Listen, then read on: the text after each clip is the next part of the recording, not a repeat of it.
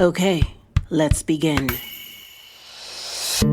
I am Lanice Antoine Shelley, and I'll be your host through constructive, healing-based conversations designed to illuminate the adoptee, parents, and the adoption curious.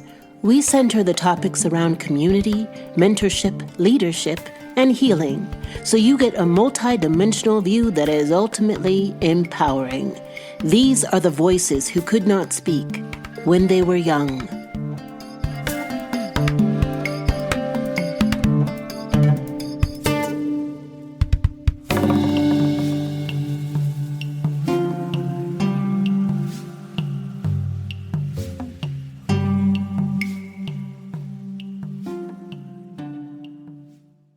Hey y'all, if you've seen me on Instagram, I'm in my summer glow phase and I am unapologetic about it. My hair is luscious. Fun fact, I didn't start properly treating and doing my own hair until I was a grown adult because like many Black adoptees, no one showed me how to do my own hair. And because I love you all so much, I'm going to share with you my hair secret. I'm always on the lookout for things you'd love and things that will enhance your well-being inside and out. We Unique Cosmetics sent me their Moisture Lock pomade and scalp and hair therapy oil from their Metamorphosis line, and it's so decadent, light, and nourishing, fam. This has become a hair routine staple. It has a soft lemongrass scent that people comment on when I walk by or when they're doing my hair because now I have boho locks. They also sent me a 15% discount link for you to try their products and hair tutorial service. And Unique Cosmetics is Black owned and operated by a mother and daughter duo dedicated to helping the adoptee community. Check out the link in the show notes. And this is for all ages, fam. So tell your friends. So come on, embark on a hair-loving journey with We Unique World. From interactive workshops to premium products, they're all about empowering you to embrace your unique hair journey. Because remember, all hair is good hair, especially when it's healthy. Hello there, fam. How's your heart? I haven't been sleeping very well these days, but I'm actually feeling pretty good, pretty level-headed today. I have allowed time for some radical relaxation between bouts of working, and that has made all of the difference. That means completely unplugging and doing something that brings me pure joy, like listening to my audiobooks while I'm on my bike. I'm so elated to introduce you to today's guest, who has one of the gentlest spirits I've ever encountered. Moses Farrow is a very active activist and longtime family therapist. In today's mindful conversation, Moses gives some actionable steps to reconnecting with who you truly are and the work that is required to do just that. Let's get to it. Hello. Hello, Lanice. Let me turn my camera on. Okay. Hi, Moses. Hello. Great to meet you. Great to meet you as well. Yeah, thank you so much for joining me on this. I'm so excited to get to it. Can we talk about your photography and family therapy? Because I'm really interested in how those blend in your life and how they've informed your adoption journey and your healing process.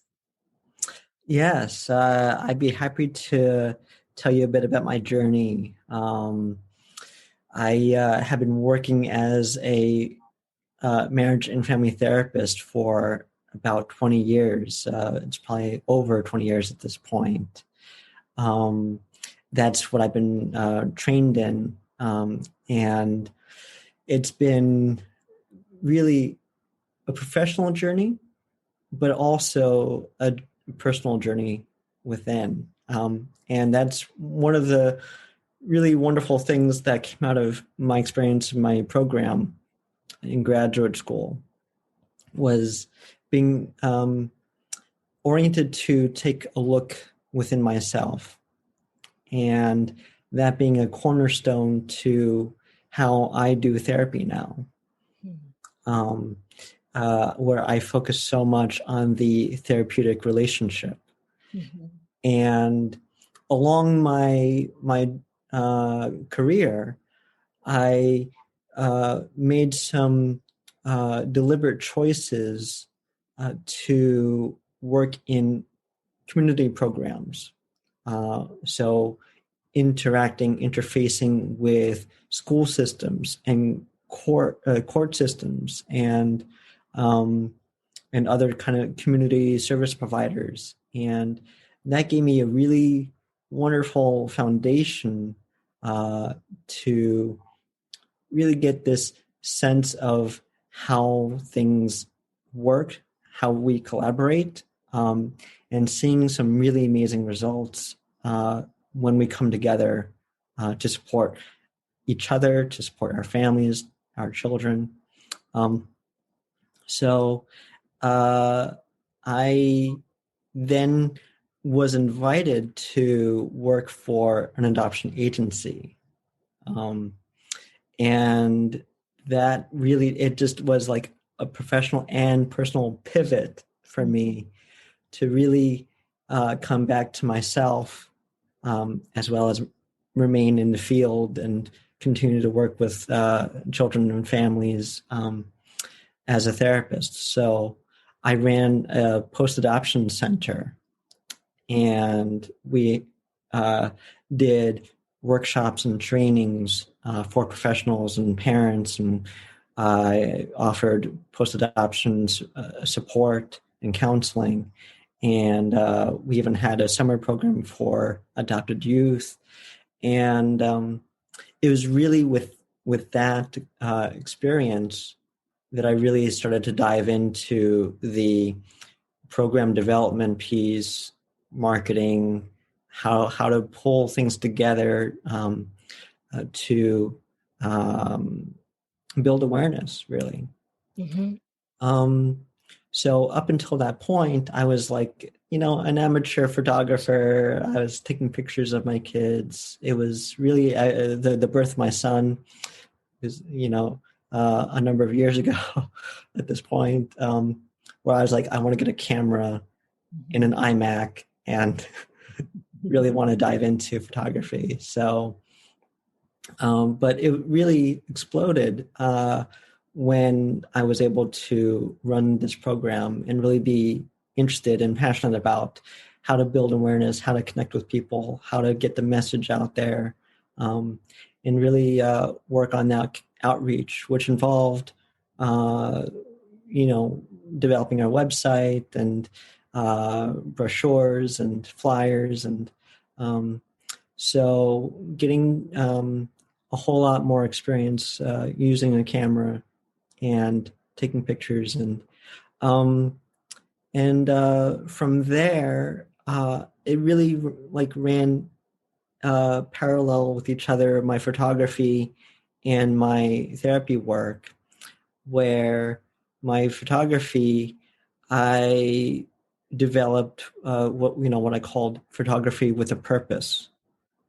This is really important to me, not just to take pictures, but to have it connected with some meaningful purpose.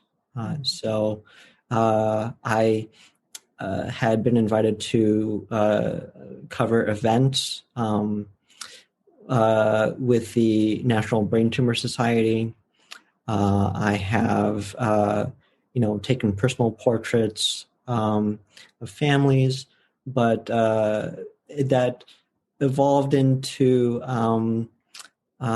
doing professional headshots, and primarily people who are doing some good in the world, so of other therapists or other authors and influencers. And so having that photography with a purpose really mattered to me. At the same time, continuing to work as a therapist, and from the agency that I worked at, it's been over the last 10 years or so, really diving into the adoption experience, and specifically the adoptee experience, my experience, your experience, and pulling out what is really going on. And so where I am today, Lenise, I talk a whole lot about adoption trauma. And, I look at the just multitude of layers, right? Mm-hmm. The many, many layers that we must unpack as adoptees. Mm-hmm.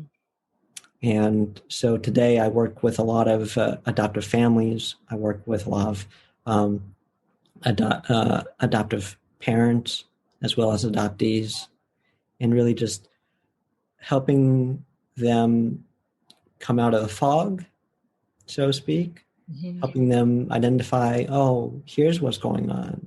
Here's what is um, uh, uh, the trauma responses.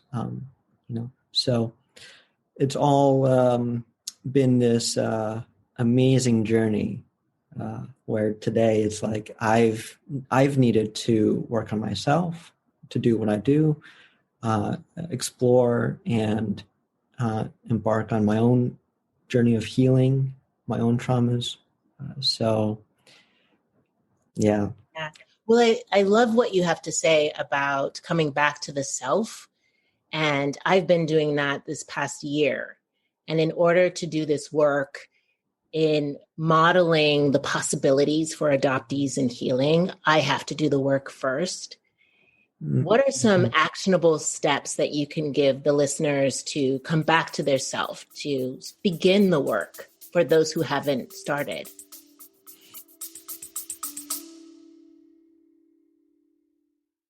Hey, I want to share with you something that has changed my life. It's more like someone, my therapist.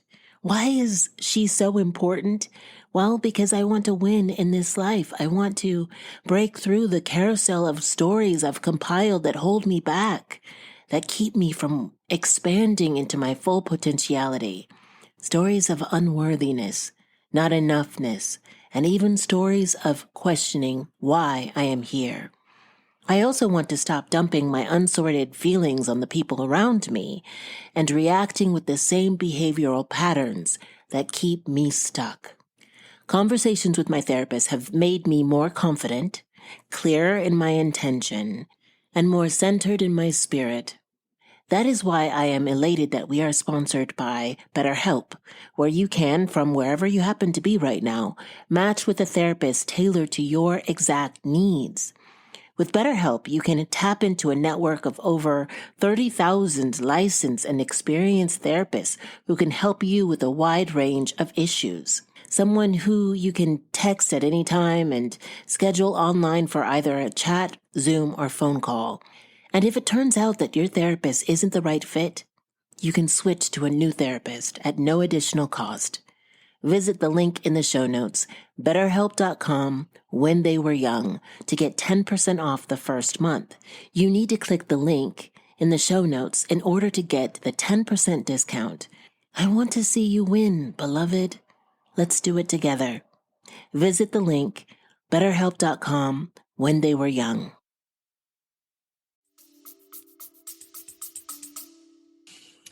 So, actionable steps, where what you just said, how do we explore ourselves? How do we reconnect with ourselves? And it it's leading with curiosity. It's leading with intention. What I can say about myself is I began to ask why. Why why does this keep happening? Why do I keep finding myself repeating the same feelings or the same patterns? Why am I finding myself in the same situations when I'm not in the same set of circumstances? And it's that piece of curiosity and asking, okay, am I at a point where I'm wanting to figure this out?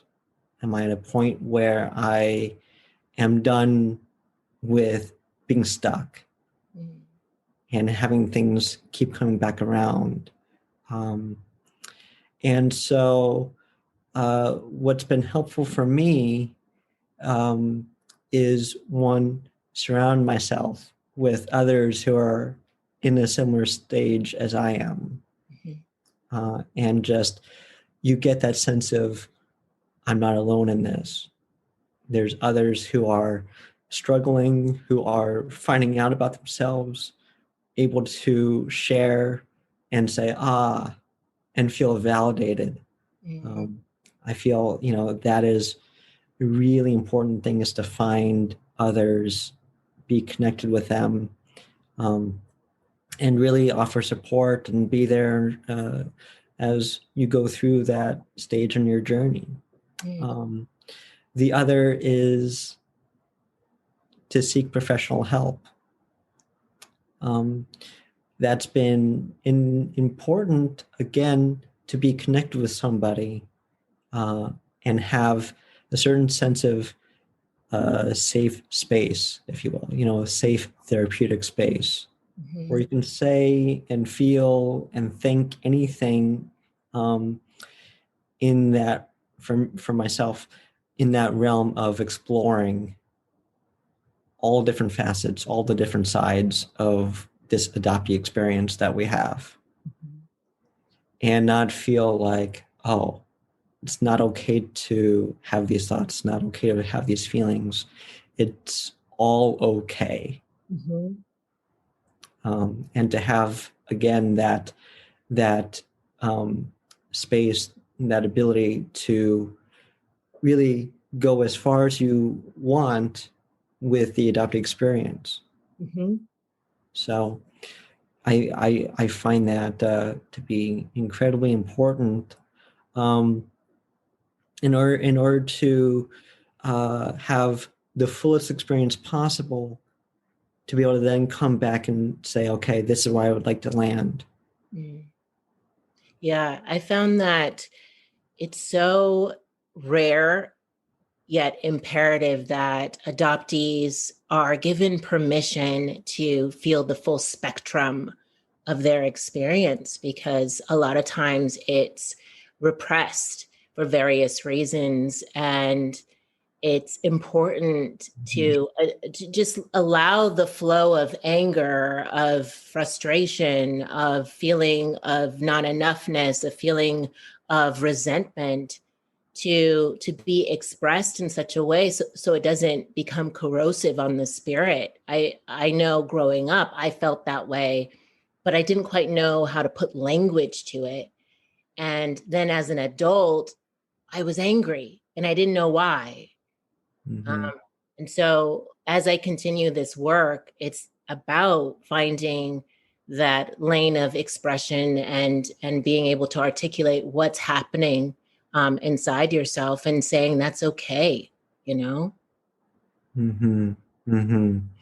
Um, and does it have to continue in this way, where by adulthood is when you can really dive in and explore and get the help and understand, oh, this is what I've been feeling, oh, really what you just shared, uh, does it have to take that long, right? Mm, Because we're talking about our lives, we're talking about missed opportunities, missed lived experiences, making memories, because we're burdened with this trauma, and yes, we're not able to fully articulate or comprehend what it is as we're growing up as a child, um, and then even as adults, like something has to happen in a way that gets us thinking about things in a different way, mhm. and then leading with that curiosity of, "Ah, I got to figure this out now." Uh, Yeah. and so, it's helpful in whatever way, for you to find uh, a way to like switch that on earlier. Mhm. So it's like, for your listeners, um, there are some really great places, programs where you can mentor younger adoptees. Mm, And so wherever you are in your journey, Um, it's like, let's go through this together. And if I'm in a place for myself to then say, let's help the younger generation of adoptees get there sooner so they can live and thrive longer in their lives than we have. Oh, that's exactly right. When you said, does it have to take this long? That pierced me through because that's one of the reasons why I named my podcast When They Were Young, because I think it is the work needs to start at a younger age. It needs to start from the very beginning. And this misconception of adoption when kids are adopted when they're infants, that they don't know what's happening needs to be obliterated because we know the body knows, the senses know, and especially when it's interracial adoptions, right? That's an added layer of trauma because I know growing up in a white community, I was just like, this is so obvious that I'm different.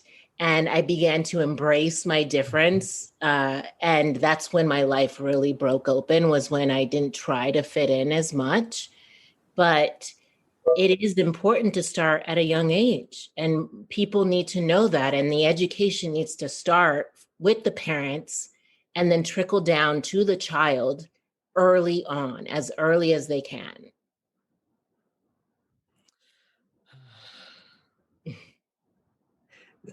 It's a great place to just like take a pause and sit Mm, with that for a while. Um, and I like where you landed with focusing on the parents. And so, just to dive into a little bit of the work I'm doing with parents, um, the important thing really there's like two important things that I talk about with them uh, to help them understand adoption trauma, mhm, but then to help them understand their own trauma. mm, yeah. So there is this dual or parallel process of working through their trauma as they're having to work through and identify and help their child work through their trauma or really traumas. That's so powerful. That's so powerful, Moses. And that's the key, right? Because then it gets compacted, compounded when the child begins to inherit and absorb the parent's trauma that hasn't been reckoned with, that hasn't been healed. And so many children are inheriting this feeling of whatever it is that the parents are going through, and it's not theirs to carry. I just want to make sure that we hit up some of the activism work that you're into, and I get a glimpse of it on Instagram, and it's powerful stuff. And some of your hashtags are really interesting. Can you tell me more about hashtag Truth is Louder, that movement? Mm, mm. Yes, thank you for wanting to highlight this. So, the Truth is Louder movement is about um, empowering adoptees to raise their voices, to share their stories, their truths, our truths. Mhm. And this is something that addresses adoption as an industry where so many of us are feeling silenced and oppressed, um, where we feel, in a way, this sense of we need to just um, say the line, I'm grateful for being adopted. Mm, And there's so much, right? What we mhm. just shared, there's so much that's going on underneath. And we understand before adoption and then post adoption. So all the losses, all the traumas before that we experience, all the losses that we experienced beforehand, as well as whatever might happen post adoption with whatever family that you're adopted into. Mhm. Um, and so I've found it to be really empowering to start this movement and to say, well, for those of us who want to have a platform, who want to be part of something, and by the way, I'm not the only one, thankfully. Mhm. Um, you know, my friend Jasenia Palmer at I'm Adopted, Mhm. she has started adoptee stories on Instagram as well, and is just constantly putting adoptee stories and helping them raise their voices. So that's a wonderful thing. And then there's also another new movement called Not a Thing. It's a Mm. hashtag Not a Thing. And that's about addressing us not as commodities or objects or things that you can return or exchange. Mm. Um, and this came out with the recent news of Jung In over in Korea, and her really tragic death, and then the statements from the South Korean president that were more focused on the adoptive parents rather than the experience of the adoptee. So, Can you uh, just break down that story for those who don't know that story? yes, just to highlight that Jung In was a 16-month-old Korean adoptee, domestically adopted in Korea, um, and suffered tremendous amount of abuse um, before uh, she died. Um, and that happened this past October. When the news came out about this, I understand that there's been quite a bit of upheaval in Korea around her death.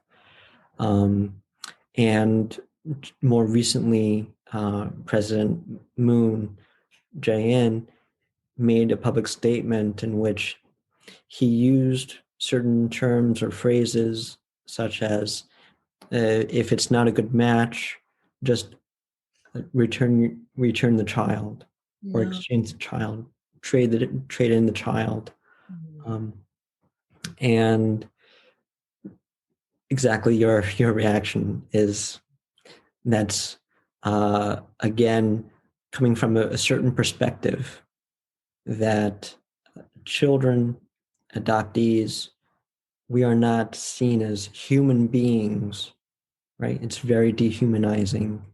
Uh, so that's where these hashtags and these movements are coming out. I'm not a commodity. I'm not a thing.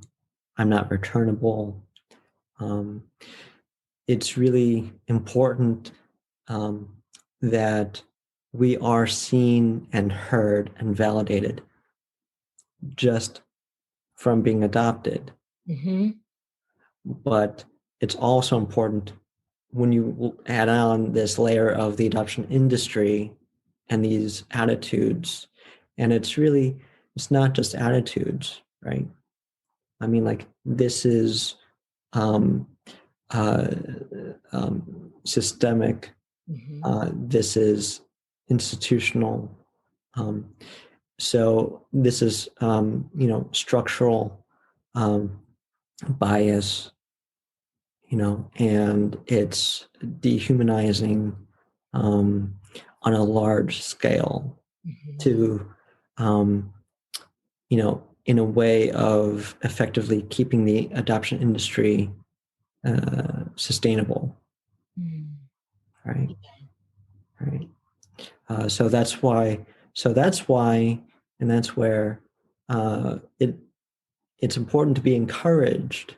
And I want to be careful in saying, encouraged to share your story, to speak your truth, to raise your voice to say, I'm adopted and I'm not a commodity.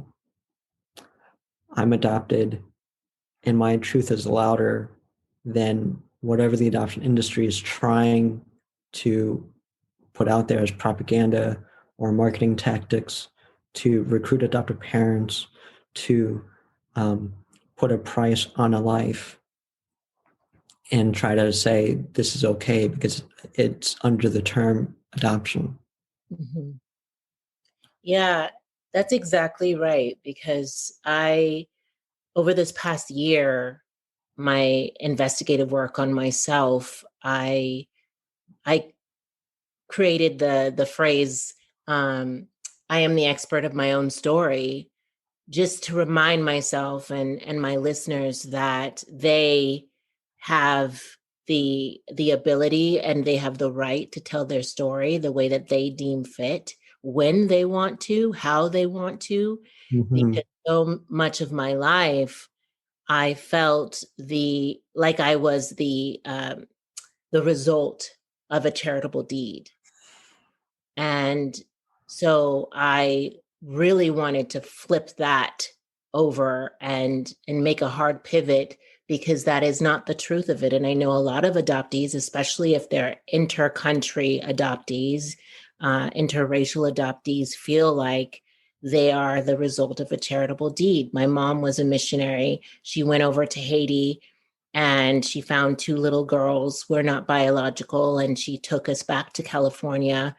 And when I was growing up and I would tell people my story, they would always say, "Oh, your mom's a saint." I'm like, "No, she's a wonderful woman, but she's not that. She's just a human that did a thing."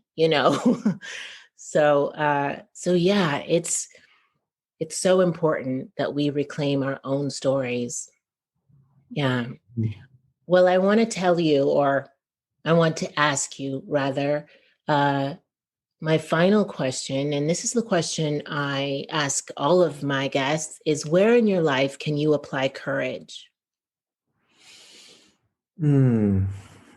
Where in my life can I apply courage? Um, I find myself uh, getting into these spaces and conversations. I find myself, as you just have shared, um, my own story, my own accounts of being a child abuse survivor, um, and suicide loss survivor. Um, and it's, really wonderful to receive so much support and words of encouragement and validation that in doing so is demonstrating courage. Um, and so I'm fully embracing this at this point, Glenise, Mm.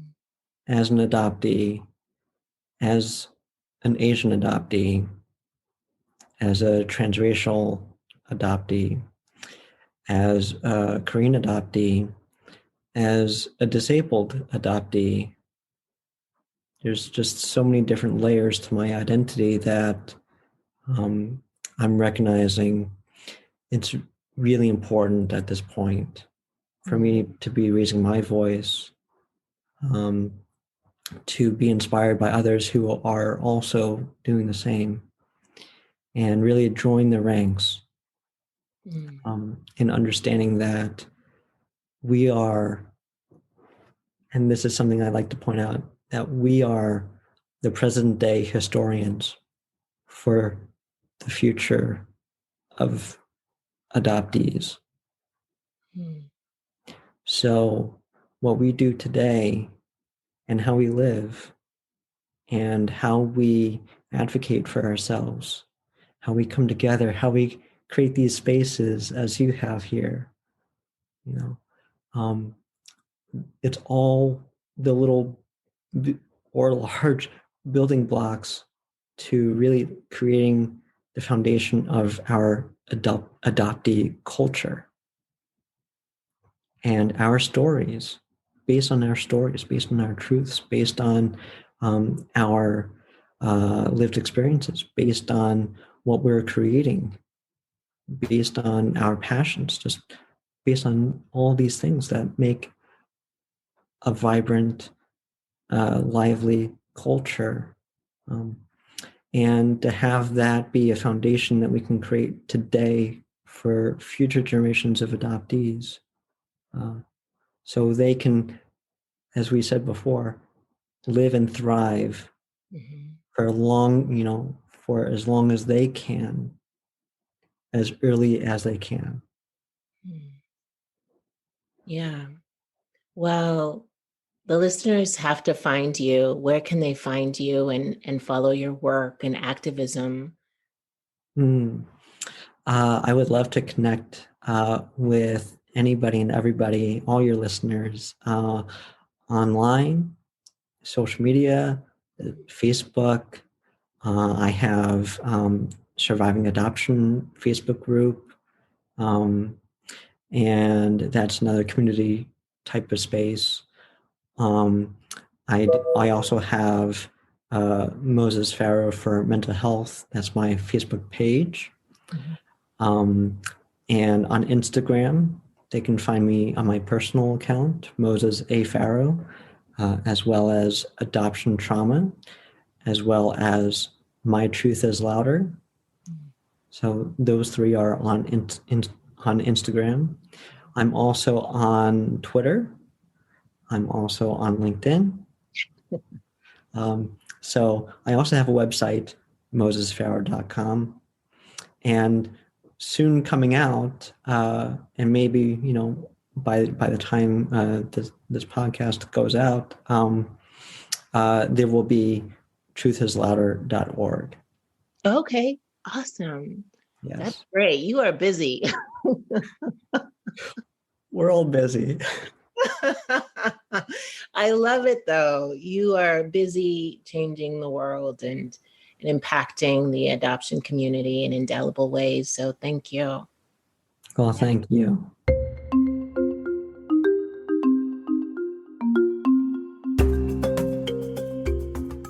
Here are my reflections. In order to come back to yourself, you have to do the work first and lead with curiosity. Ask why. Why do you repeat the same patterns or find yourself in the same situations? Ask yourself whether you are done being stuck in these patterns. Surround yourself with others who are in the same place as you are so that you don't feel alone and your feelings are validated. Seek professional help, which can help create a safe space for reflection. Give adoptees space to feel the full spectrum of their experience. And finally ask, does it have to take this long? Can the work start earlier with the parents leading? This was such a nourishing conversation.